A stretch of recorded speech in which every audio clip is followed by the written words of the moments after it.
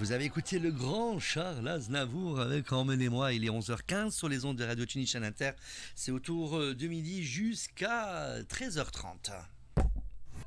Autour de midi. Restez avec nous, comme je vous ai dit tout à l'heure, on va parler du concours. 3 minutes, pas une de plus. C'est le temps qu'ont eu les finalistes du concours Ma thèse en 180 secondes pour captiver un jury, vulgariser des années de recherche et convaincre un public.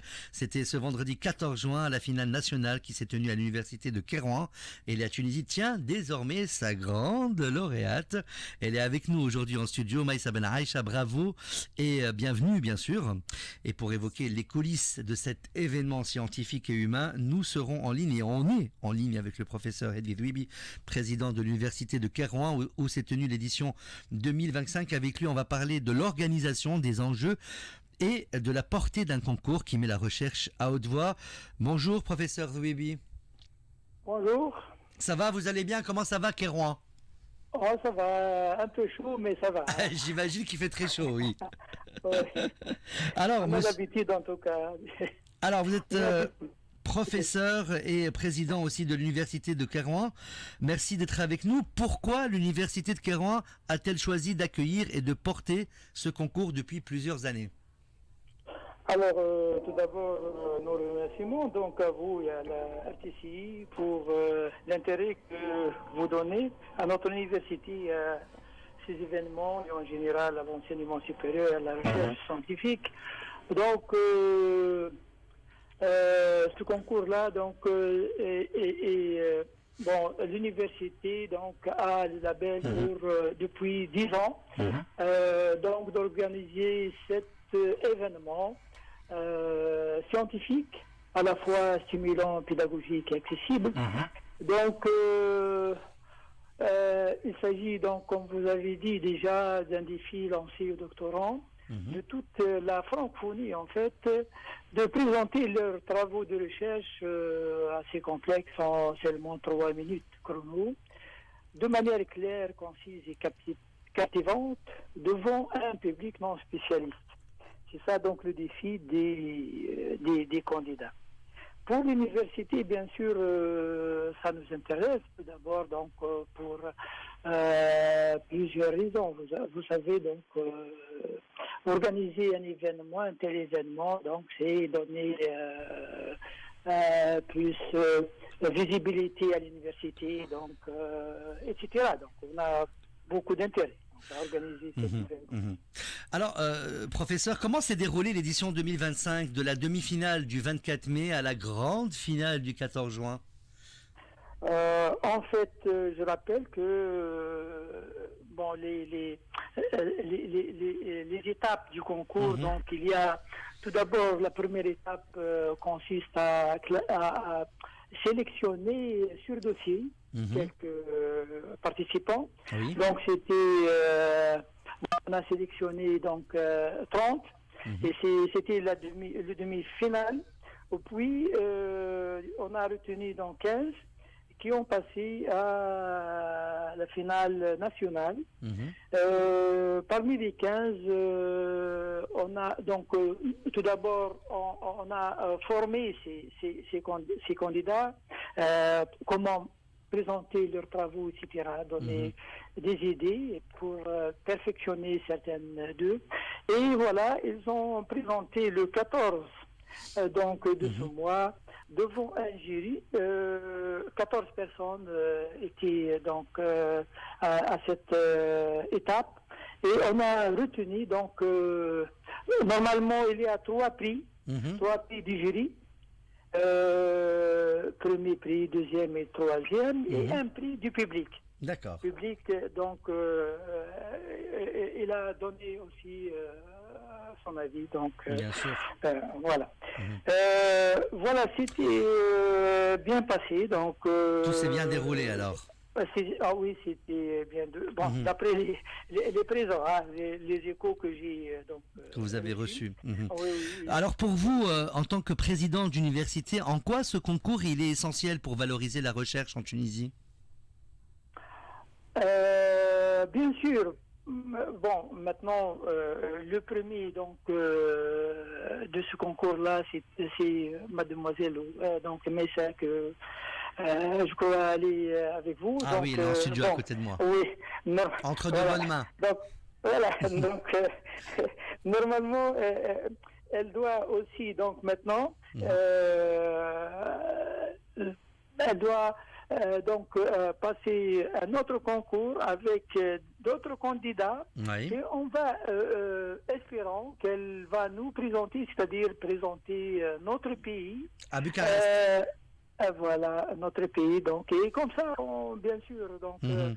de présenter dans un événement international, c'est-à-dire c'est l'image de l'enseignement supérieur en général, de la recherche scientifique en Tunisie, etc. Bien sûr. Mhm. Ouais, Alors pour vous, que souhaitez-vous, professeur, pour les prochaines éditions? Est-ce qu'une extension à d'autres universités, une plus grande visibilité? Bon, maintenant, on va réfléchir encore avec l'AUF et l'EFT, donc l'année prochaine, comment donc peut-être donner plus de l'ampleur à cet événement. Peut-être on va faire participer toutes les universités tunisiennes. Donc, est-ce qu'on ça reste comme c'est les événements qui sont passés, ou on va peut-être mettre à jour un peu et changer un peu. Donc peut-être on est encore en discussion. Il faut des réunions encore. Des réunions pour préparer voilà l'édition prochaine. Mais en tout cas, l'université de Kérouan reste donc toujours le chef d'orchestre, quoi. Bien donc, sûr. Bien sûr. Voilà, donc, merci beaucoup, professeur Hedi Louibi. On rappelle que vous êtes le président de l'université de Kérouan. Merci d'avoir partagé avec nous la vision et l'engagement de l'institution dans la valorisation de la recherche tunisienne. Merci beaucoup, professeur Hedi Louibi. Restez avec nous, bien sûr. C'est autour du midi jusqu'à 13h30. Autour de midi. De retour dans Autour du Midi, et là, on est avec la grande Maïssa Benaïcha. Bonjour Maïssa. Bonjour. Ça va? Ça va, très bien, merci. Ça nous fait très plaisir que vous avez accepté notre invitation sur le plateau d'RTCI. Merci à vous, merci pour cette invitation. Déjà, bravo d'avoir remporté le concours national. Merci. Ça fait plaisir en tout cas. Ouais. Et en plus, vous allez nous représenter à Bucarest. Attention, ça. on l'espère. Alors Maïssa, pour commencer, dans quel domaine portez votre thèse? En domaine du droit. Du droit. Oui.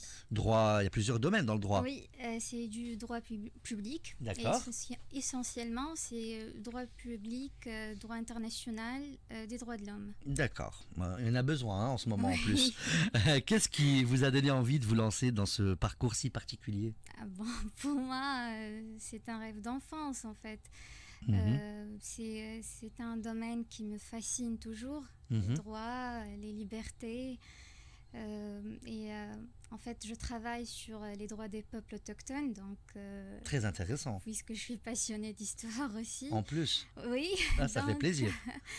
Donc. Et c'était une grosse thèse que vous avez présentée. Enfin, c'est-à-dire, parce qu'il faut cette thèse, il faut la raconter en 180 secondes.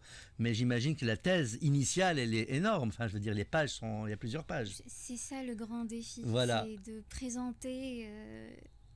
Un sujet c'est un sacré complexe. Défi de réduire une thèse à 180 secondes. C'est ça le grand défi, vraiment. C'est vraiment le défi ultime. En fait, présenter une thèse, des recherches dans un sujet complexe et interdisciplinaire en seulement 180 secondes, c'est vraiment... C'est un énorme défi. Oh ben oui. Est-ce que cette expérience vous a changé dans votre manière de présenter votre travail? Oui, parce que moi, particulièrement, je suis très attachée à raconter les détails. D'accord. J'aime pas dire les mots sans fondement. Avoir raconté une histoire, on dirait qu'elle est tirée par les cheveux. Oui. Pour moi, il faut dire tout. Mais là, je dois résumer en fait. Je dois être brève. Oui, c'est un grand défi. C'est le grand. Est-ce que ça a un lien avec votre handicap, le fait de vouloir donner plus de détails? Pas du tout. Pas du tout, ça n'a Parce rien à que voir. l'idée Ok. de mon handicap ne me traverse pas la tête du tout. D'accord. Donc je me considère comme une personne valide. Bah, Donc, oui, ça, oui. ça, En tout cas, nous ça ne aussi, prend on vous pas en considère compte. comme une personne valide. Mais en Tunisie, il y a des difficultés, j'imagine. Tout à fait. Je pense que ça, mais- c'est un autre sujet. Oui, Hein. il y a des difficultés et des obstacles, Oui. mais avec le temps, on a appris à s'adapter. On Mm. a appris aussi à surmonter ces obstacles et à vivre avec. Mm. Mais il faut toujours trouver le bon chemin, quoi. Alors, comment avez-vous vécu votre finale à Kérouan, le trac, l'adrénaline, le jury? À quel moment avez-vous senti que vous pouvez gagner? Bon. Le trac, je suis quelqu'un qui gère vraiment très bien le stress. Ah, c'est bien Je ne ça. me stresse pas, j'ai pas le problème de prendre la parole en public. Mais je t'ai dit, le grand problème pour moi, c'était de ne pas dépasser le Les temps. 180 secondes. Oui, c'était vraiment le 3 minutes, problème. quoi. 3 minutes. C'est incroyable. Et si vous le dépassez d'une seule seconde, c'est bon, vous êtes éliminé. D'accord, donc c'est vraiment éliminatoire, oui, quoi. Oui, Hein. c'est un challenge, vraiment. C'est ça le problème pour moi et c'est ça l'idée qui est restée dans ma tête. Il ne faut pas dépasser. Vous allez représenter, si Dieu le veut, hein, la Tunisie à l'international. Comment vous préparez pour cette étape? Qu'est-ce que vous retenez humainement et scientifiquement de cette aventure? Bon, chaque expérience et chaque aventure, elle est certainement enrichissante et instructive sur tous les plans. Et cette expérience, dès le début, c'était... Au début, c'était pas censé, c'était pas prévenu de en fait, participer à cette À édition. cette aventure, ouais, à tout cette à fait. évidence. Oui.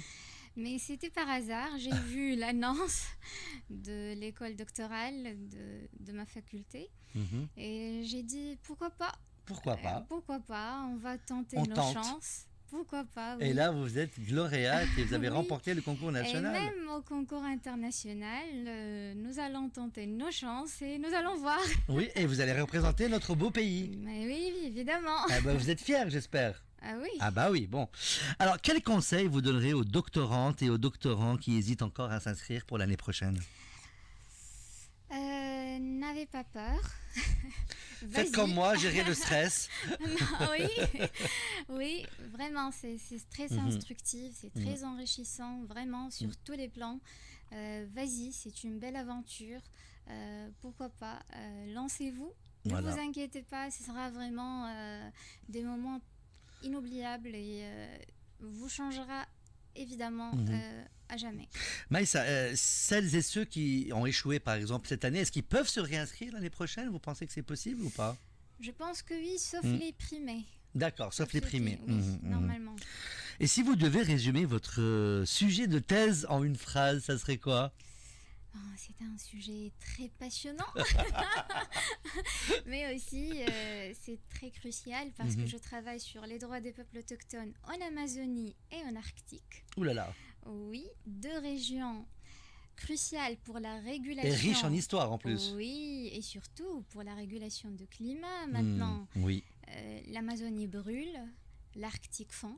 Ouais. Et là, Le ces chaud et le peuples- froid. Tout à fait. Et ces peuples sont menacés, même dans leur existence. Donc, Et vous êtes c'est arrivé à quelle vraiment- conclusion avec votre thèse par rapport à ça, Moi, je justement? suis en première année.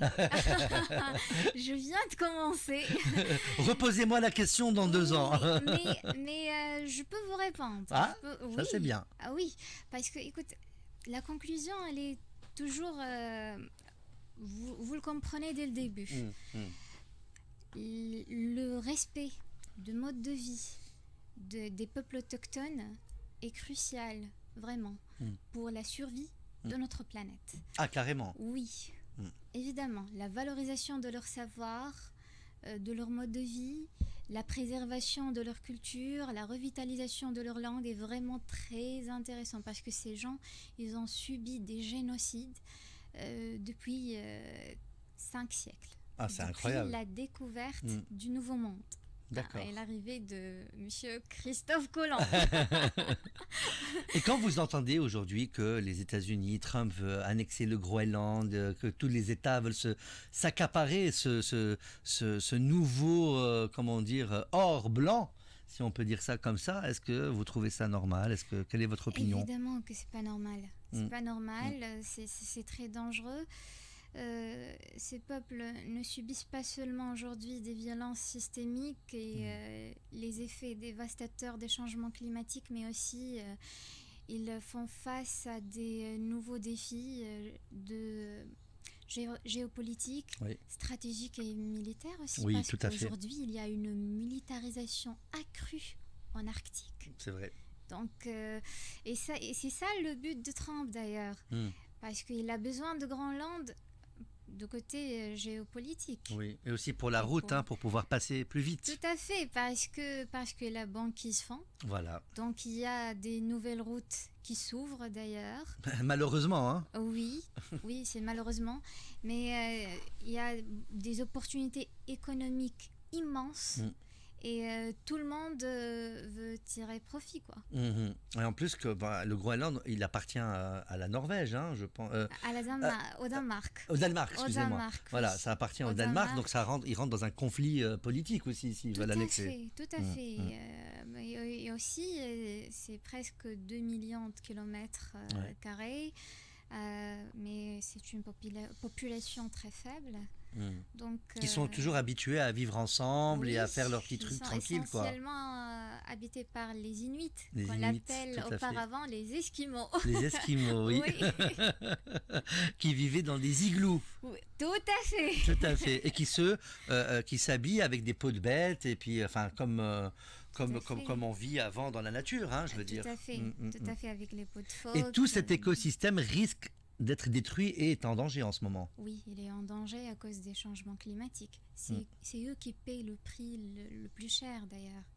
Et ils le paient, et ce prix, c'est leur vie. Et on risque de le payer tous, tout le monde entier. Tout à fait, parce que ces deux régions, que ce soit l'Amazonie ou bien l'Arctique, ils sont éminemment cruciales pour la survie de la Terre. Climat. Et oui, évidemment, pour la survie de notre planète et pour notre humanité, en fait. Quel message vous voulez passer en Tunisie par rapport à justement le climat, par rapport à ne pas jeter les déchets, par rapport à tous ces enjeux-là, que les gens doivent être conscients aujourd'hui de ces enjeux? Oui, on a un problème d'inconscience malheureusement.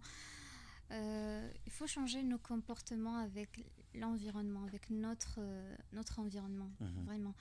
Il ne faut pas jeter les déchets partout, il faut vraiment respecter l'environnement où on vit, parce que vraiment, vous allez laisser rien à vos enfants. Et sûrement l'impact, Maïssa, c'est-à-dire que l'impact, il n'est peut-être pas visible tout de suite, il est visible après.